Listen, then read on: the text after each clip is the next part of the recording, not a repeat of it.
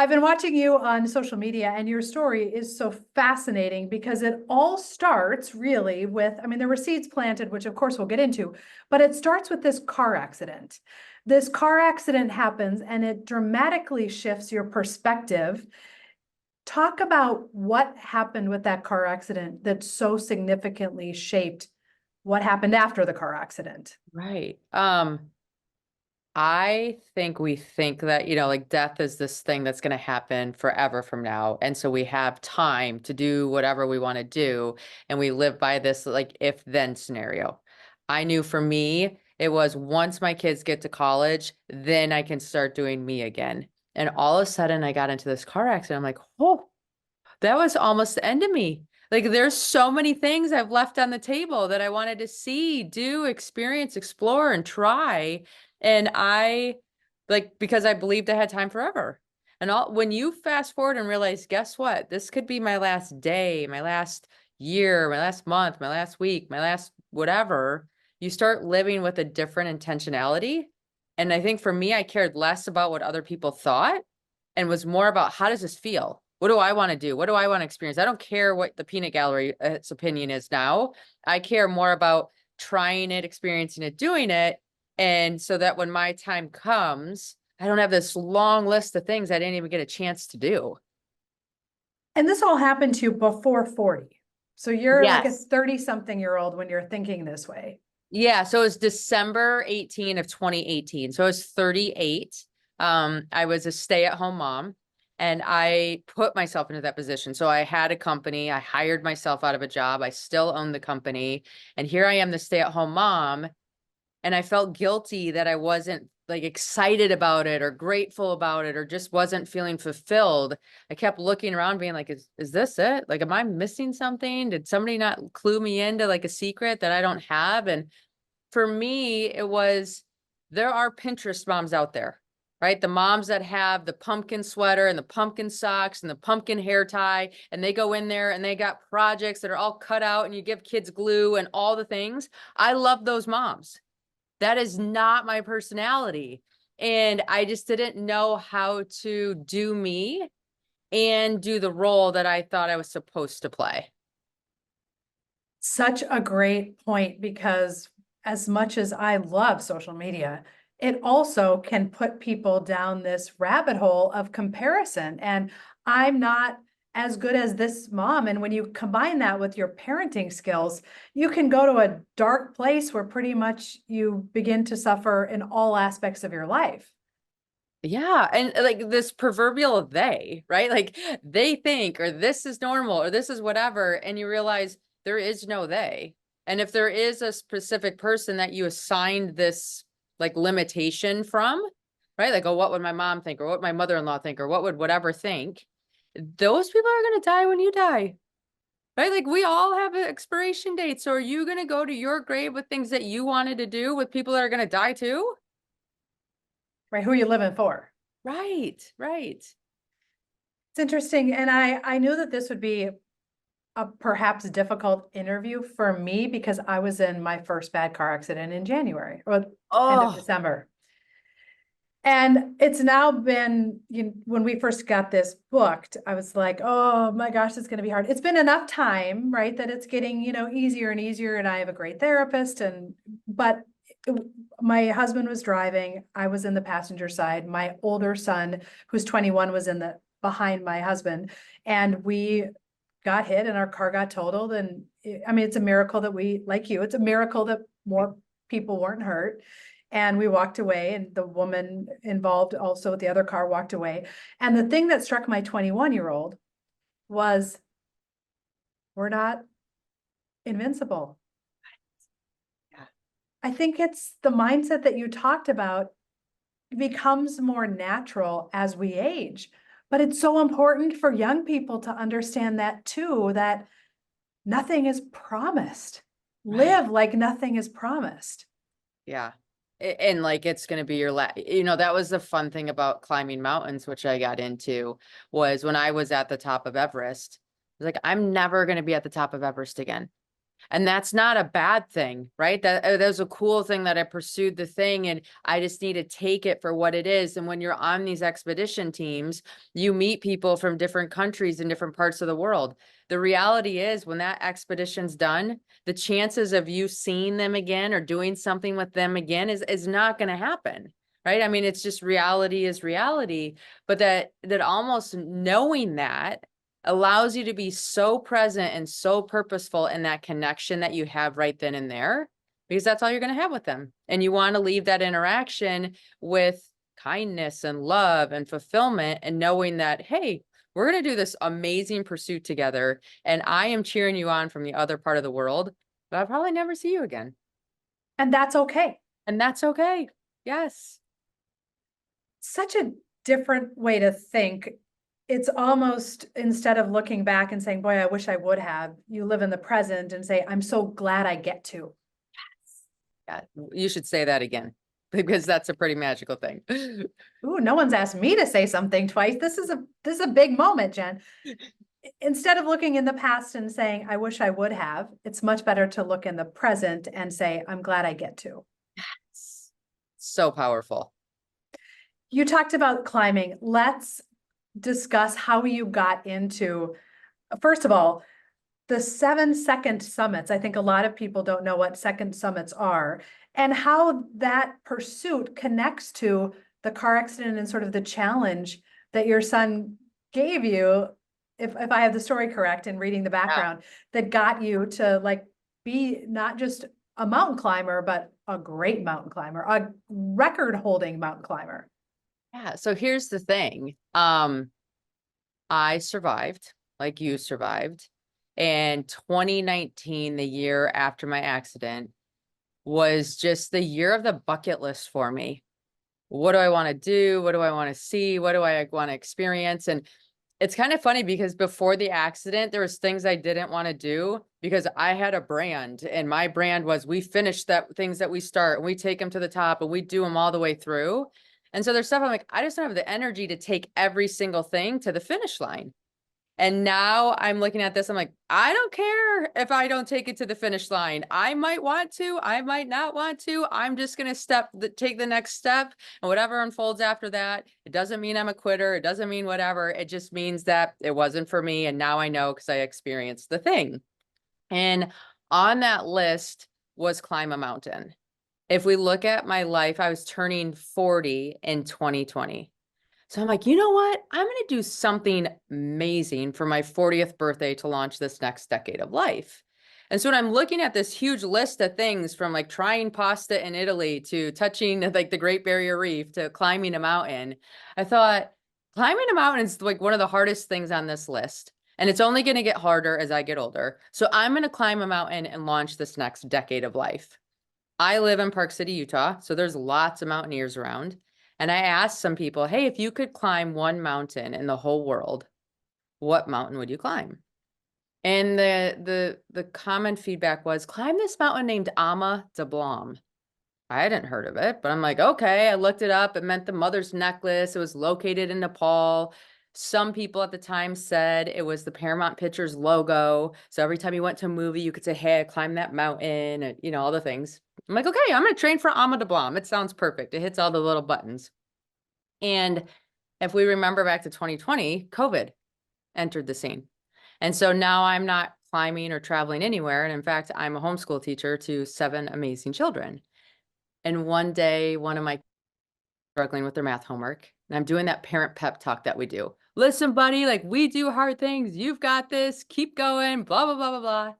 And like children do, my son looks up at me and he goes, Mom, if we do hard things, why are you climbing a mountain called I'm a Dumb Blonde instead of a real mountain like Mount Everest? And I sat there and I'm a dumb blonde. I'm a dumb blonde. Honey, it's Ama de Blanc, not I'm a dumb blonde. But thank you. Like, great that you're telling everybody in the world this thing. You finish your homework, we'll look at Everest. And so he did and we did, and he went to bed and I was still thinking about Everest. And I thought, you know what? If this kid thinks Everest is the hardest mountain in the whole world, I'm going to climb it and I'm going to show him whatever our Everest is, we can summit. So I call a coach. The coach is like, oh yeah, I can get you ready. You've got a good background of like athletic endeavors. You should be fine. Buy this book about becoming an uphill athlete. I buy the book. I start reading it. I must have been having a bad day. I don't know. In the front of the book, there was a story of a lady who got a Guinness World Record for doing something in the Alps.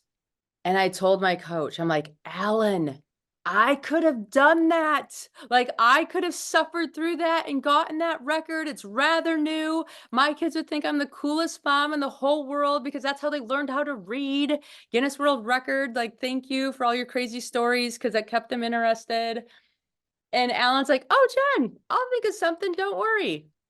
I'm like, okay, but I'm not like growing pumpkins or speed eating hot dogs, so whatever. And he's like, no, no, no, don't worry. And a couple weeks later, Alan calls me. He's like, Jen, I have the perfect world record. I'm like, oh, this is gonna be fun. Okay, throw it at me. And he goes, I think you should be the first female to climb the 7-second summits.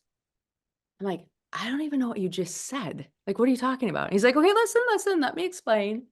The 7-second summits are the second highest point on each of the 7 continents.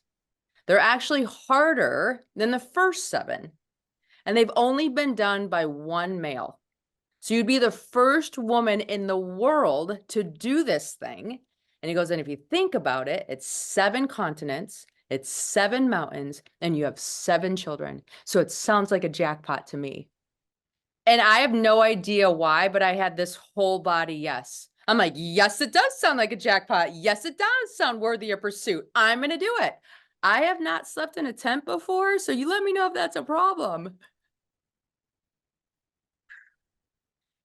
And how long did it take from the yes to the I am the first woman?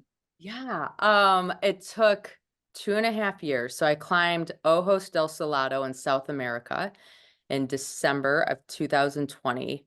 And my last mountain was a second attempt, was Mount Logan in North America. And I summited on June 1st of 2023. Wow, congratulations. Thanks. So when you finished, did you tell your son, like, take that? Oh, yeah, this is the ultimate. Like, I'm telling you, the universe provides us humor in awesome places. So I'm flying home from this pursuit. I'm feeling pretty good about myself, if I had to be honest. Like, I mom bet. just got a world record. As you should, as you should. Right? So my kids meet me at the airport. I get a hug from my son, and he's like, good job, mom. I'm like, thanks, sweetheart. He goes, mom, you have bad breath. I'm like, honey, I've been on a plane forever. Like, can you give me just 5 seconds of glory? Like, really? Do you have to humble me this fast? Okay, fine. I have bad breath. We'll fix it. Oh, kids, just keeping it real all the time. All the time. So now you teach people about summits. You teach people. You have a podcast, and you're an author and a speaker, and your climbs are a metaphor to how we all should live, how we all can live in identifying our summit and accomplishing the summit. Now, most people aren't going to do what you did. Most people's summit has nothing to do with 7 continents or even 7 miles. And how has your story translated? What have you seen as you've been out talking to people and sharing this mindset? Yeah, so at our house, we use the terminology, what's your Everest? And everybody has an Everest, right? It's their big thing. And for my kids, it might be, I have a chemistry test this week, or my son's like, my girlfriend and I broke up, or, like all the different things. And so when they use that terminology of this is my Everest right now, that means it's the biggest, hardest thing that's going on in their life. And I might not be a big, hard thing in my life, but I know now by the language they're using that it is a big, hard thing in their life. And I know how to step up and support and be a teammate and make that an easier thing for them, or understand how to work with them to get through that. And so, when I'm talking to adults, it's ending that relationship that they have kind of let go on and on and on. It's deciding that I'm going to put my name out there and try for a new job, or we're going to relocate because my husband got an offer and we're going to uproot the family and get grounded in another location. There's so many ways that this mountain metaphorically shows up in our lives. A couple things about that I think are really important is, first of all, you have to name it before you can tame it, right? You have to name it. And then once you finish one, you look for the next one. Like there's always another one. It isn't, and I did the thing and now check done. I will see you on a beach and be there for the next 30 years. There's always an Everest. There's always an Everest. And I think it's really important to know that there's always an Everest, because here's the deal. When I climbed Everest, I trained like 1,248 hours or something close to that. I was on the top of Everest for 10 minutes. 10 minutes, right? And that if I put all my energy and just waited to enjoy till I got to the top, friends, I missed like the majority of the thing, right? Like the thing just gives you direction and a boundary of like, if I say yes to this, it brings me closer. If I say no to this, it brings me closer or farther or whatever that is. It gives you this thing to make decisions by. But it's truly in its pursuit that we live our lives and the story unfolds and we create the journey that we're living. That's powerful. Because I mean, the thought that by setting the thing and defining the thing, whatever the Everest is, we then are able to have a framework to make decisions about what we say yes to and what we say no to, which you can't do if you don't have something named that you're trying to achieve. And a lot of people, I think, never don't have any kind of guardrails around their time and their resources because they don't know what they're putting the guardrails towards. Yeah, they're afraid to commit, right? Like if I commit, then I'm going to get rid of all these other opportunities that might show up. And I'm going to call BS on that. You need to commit to the commitment. And the minute you commit to the commitment, the universe starts working with you to make things happen. And the pursuit now isn't, am I doing the right thing? The pursuit is, I'm doing this thing. How do I make it the most fun, the most wild, the most crazy, inspiring, awesome story? Because I'm doing the thing. So now it's about like, how do we enjoy the thing? How do we bring happiness into the thing? How do we make it funny and playful and not so serious and hard? And if we don't identify that the pursuit is part of the whole journey, we're going to be really disappointed when we get to the top of the Everest or it's over and we're like, seriously, that this is it? I like stand here for 10 minutes and all of that for this? It's a huge letdown. Oh, I mean, think about it. When I remember graduating from college and I was, like so naive because we all are when we graduate from college. And I'm like, when I make $100,000 a year, I'm going to be set and it's going to be amazing, blah, blah, blah, blah, blah. You make 100 grand a year and I don't even know if you go home before you're like, okay, how do I make two? Because guess what? 100 really isn't that. So then you make two and then you make four and then whatever. And all of a sudden you're sitting there like, guess what? I could make $1 million and it's not going to change my happiness because that's an inside thing, not an outside thing. And it allows you to use that framework for every single thing you do. Absolutely. Yeah, it's so true. And, I think it's really interesting that your pursuit started as you were nearing 40. And I, at one point, was training for a marathon. My knees can't do it. So have other Everest, that is not actual Everest, but other things that I pursue physically. But in that marathon training, I got to 12 miles and was like, yeah, that's not fun. And I hurt a lot. So probably not worth it. But I did a lot of research about it. And the majority of people who run marathons, finish them, are at decades. They're 40, they're 50, they're 30, they're 60, because people get to this thing and they're like, but I said when I was 21, by the time I'm 30, I'm going to X. And so Right. shoot, I'm 29, I better get it done so I can run it before I'm 30. I think it's fascinating that people right at the, end of a decade or the beginning of a decade have these pursuits that they want to finish. And your structure and the way that you live is that don't wait. Don't No. wait until, because what if you don't hit that number? What if you can't? What if the knees don't hold up? Man, I wish I would have done the marathon when I was in my 20s, when my knees probably would. Right.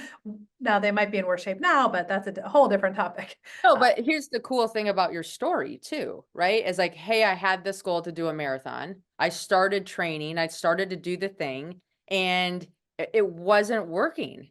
It didn't feel good. It started to hurt more. It started to do things. That doesn't mean you failed. That means you honored who you were, figured it out, gave it an honest pursuit that only you know if you gave. And now you can say like, okay, that's off my list. Now I have energy and resources to plug somewhere else. What does that other Everest look like? I think a lot of times people are like, well, I said I was going to do this. And they just keep berating themselves and pushing themselves. And like, that doesn't win, right? That you're okay. So you crawl to the end. No one's giving you a cookie for that, friends. Like it wasn't your thing. And my Everest currently is getting my master's, and I'm, halfway through the program. And when that's done, I'm already thinking about what the next thing will be, because I've enjoyed the pursuit so much. And I've enjoyed my kids watching me do the pursuit. And yet it is absolutely about, what am I going to say yes to?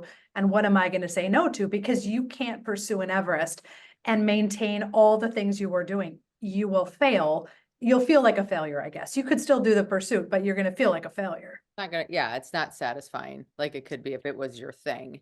And the cool thing about, you have this Everest. For me, when I put too much pressure on one thing, right? So it was interesting when I climbed Everest, it was hard, but it wasn't mind-numbing, oh my goodness, I'm gonna die kind of hard that I expected it to be. But it was also, I had a whole bunch of other goals behind Everest.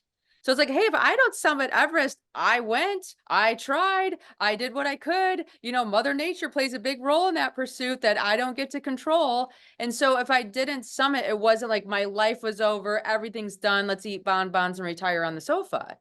And I think sometimes we might subconsciously sabotage our pursuits because we put so much weight in that thing, and we forget that, okay, it's one experience. Go have another one or have some other ones lined up so this one doesn't demolish you.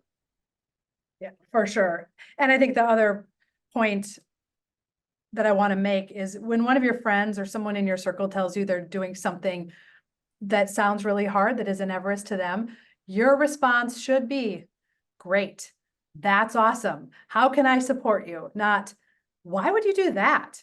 Why are you doing that now? And the number of people that, I'm sure it's happened to me in different things I've done, that I'm sure it happened to you when you were doing what you said to do. I'm sure people were like, you've got 7 kids. What are you thinking? Yeah. You nearly died in a car accident. Like, that kind of language is not helpful, friends. No, and you have to act like, when someone has the vulnerability to share their pursuit with you, before you respond, you need to decide, what kind of friend do you want to be in this situation? Do you want to be the supporter? Do you want to be the cheerleader? Do you want to be the rational voice that like knocks someone's dream down? And like, I just don't think people always enter those conversations with intentionality, and it really helps to enter with intentionality. And if anything I've learned from climbing these mountains is, big mountains take big teams. So if you have a friend or you yourself are pursuing something really big, you're not going to get there alone. And so if you start getting tired in your pursuit, you start wanting to negotiate and dial it back, that's a sign that you're taking on too much by yourself. And you either need to slow down and extend the deadline, or you need to recruit people that want to be a part of this to help you get to the top. Because not only will it improve your likelihood, it'll make it a lot more enjoyable. And you don't want to rob other people of playing a part in supporting you. Yeah. Which Yep. is fun for them. And perhaps some of your desire to have a hard goal will rub off on them as well. And then you'll have the opportunity to support them. Definitely. And if you look, it's kind of interesting. If you look at some of these sports, like from triathlon to Everest or to whatever, people who climb it for themselves, by themselves, are more likely to blow up and not finish the pursuit than people that are climbing for charities or for others, or knowing like, hey, thing is bigger than me. I'm just a piece in the puzzle of this thing that I saw that I'm putting into motion. Yeah, it makes so much sense. You talk about something else, Jen, that I want to get your perspective on, the difference between significance and success. Mm-hmm. Talk about how we think about that, perhaps in a non-productive way. Yeah. If I went around and I talked about, oh, I set the world record and blah, blah, blah, blah, blah, blah, blah, and I share my success, it gets really old to listen to, and you start losing like your community really, really fast. But if I share that story with the intention of making it significant, and it only becomes significant if I can inspire you or help you or show you that, hey, guess what? This path that I did taught me this. Whatever you're doing, be aware of X, Y, and Z, or notice this so that you can get higher up your mountain. That's where success, which kind of gets lonely and hollow pretty fast, turns into something significant, which gets energized and empowered and lives a lot longer life. Right? Because who wants to be around the person that's like, look what I did, look what I'm doing. But let me tell you how I pursued this, how I achieved this. Let me share my story with you, which then people can connect with. Yeah, I climbed Mount Tyree, which is the second highest point in Antarctica. When our team went to climb it, it had been climbed by maybe 15 people before. So we just don't have the notes, right? Like I don't have a GPS signal of what we do, where we go. There's no trail, there's no nothing. We're looking at things from a few years prior. Like, okay, did that rock roll down the mountain? Did we go the wrong way? Is it covered under snow this year? Like, why is this different? And so when we're climbing to get ourselves up that mountain, fantastic. But we're taking pictures and photos and documenting, like, here's the weather and here's what the ground was like and here's what's going on, so that when the next team comes, there's so much more information for them to be able to do the same thing and make it safer, easier, and stronger. And that's how society evolves. Right? You go first, make the path a little bit easier for the people who come beyond you. And then if everyone kind of does the pass it on thing, boy, think of how much further we collectively can go, because the next group doesn't have to wonder about where the rock was or where the snow was. They already know because they have the notes, so they can do something even beyond what you were able to do, Yeah. which you And played a role in. right. And we all play a role in our little corner of the world, whatever you're doing. I don't even know what it is you're doing or where you are, but put it this way. I was on the second highest point in Antarctica as the second female, the first American female, and that happened from generations before me. Because if I would have been born when my mom or grandma were born, not an option on the table. But whatever happened in society before me and all the little things that went, it made it possible for me to do this thing. And so whatever I'm doing, whatever you're doing, whatever somebody listening to this episode is driving the car, or running on the treadmill, or whatever is doing, it has an impact. And it's making something in the future possible that we might not even know what it is yet. And don't we all want to be part of that? Yeah, we are part of it. Whether we want to be or not, we're part of it. So make sure you're contributing positively. Intentionally, right? It has to be intentional, be a helper, think about the collective. Yeah, I love it.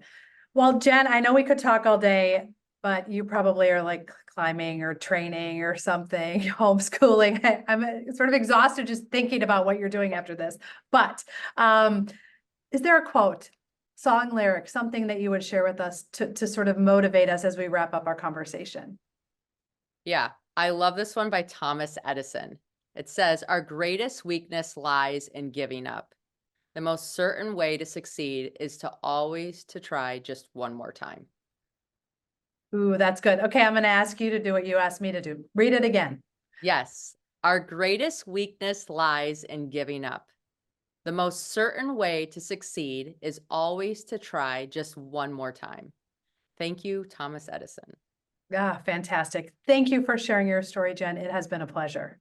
Thank you. Can't wait to see what Everest you're going to climb next. You know, this week's Flip Your Script challenge, I think, is twofold. Number one, do you have a bucket list? You can't have a journey to pursue a goal without naming it. So what is your bucket list? And second of all, when was the last time that you helped someone else achieve theirs? If we can collectively work together on this path towards significance, think of the different Everests that we can collectively accomplish. My hope is Jenn's story empowers you to believe you're capable of more than you think, to discover motivation, to uncover inspiration, and to find the strength to turn the page.